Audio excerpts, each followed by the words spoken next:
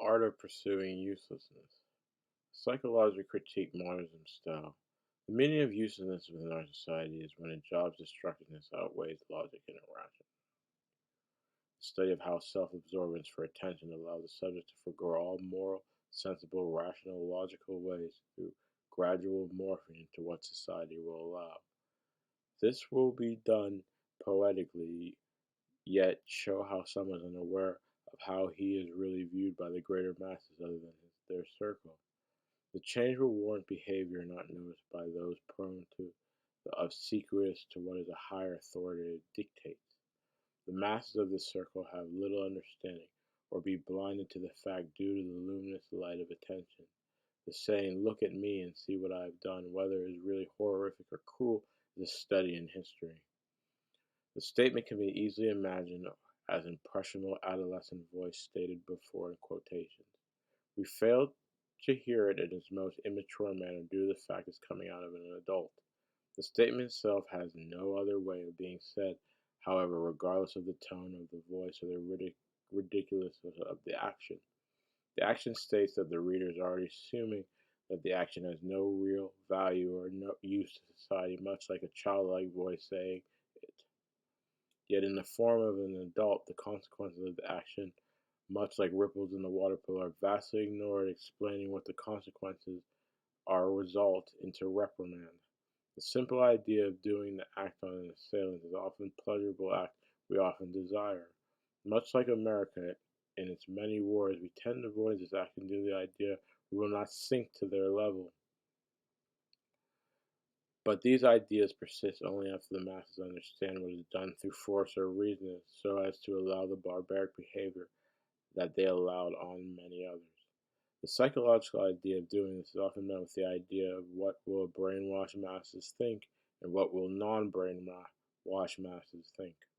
The defensive barrier will immediately persist among the brainwashed masses, seeing people of the higher order being taught the lessons of what they did to others as undignified. Some see it as a valuable lesson that we are all human and every person equates as a lovely person. Is this justice in the highest order, or is it the lesson of more human justice in the way of separating what is seen as vengeance? What of the non-brainwashed masses who have sense and rationality to see earlier what was going on? Even from a bully's standpoint, the behavior has a destructive effect on his or her group, so don't see them as rational even though they have a control through attention on their smaller circle. The audience become because the majority did not see it as rational. Often the majority will ignore, but the personal viewpoint of the group is seen as unfavorable and often crude and idiotic. This does not help the group unless the others don't interfere. The social media creates what people see and hear and how it is deciphered. This is who controls our reactions to things, as they can make something horrific seem justified as well as making something sensible seem irrational by distorting the truth. The public takes these things like news and media as a trusted partner with no hidden agenda and as a great friend who peddles only the truth. We must never trust anyone with an incessant validity, even our best friend, for everyone has an agenda, no matter what we want to believe. That agenda might be good and it might be bad, but never trust the form or the messenger. Always verify it for yourself. I might be lying as well, so verify this.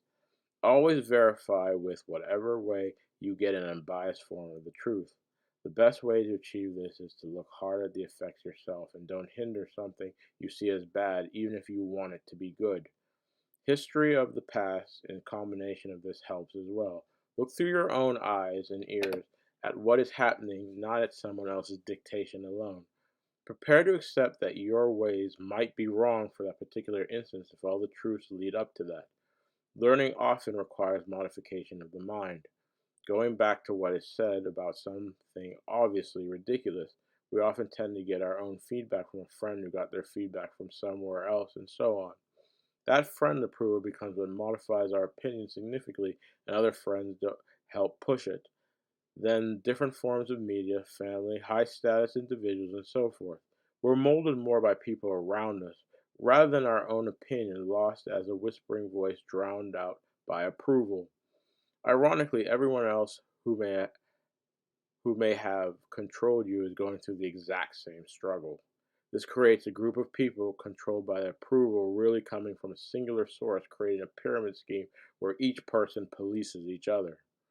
You hurt a little girl, insulted, ruined innocent people becomes a question of what is my approval level going to be if I react positively, then my question of my safety due to the degree of brainwashing. Always look at the reason you are doing something, not the approval rating around you. Why would you do these things and not speak out?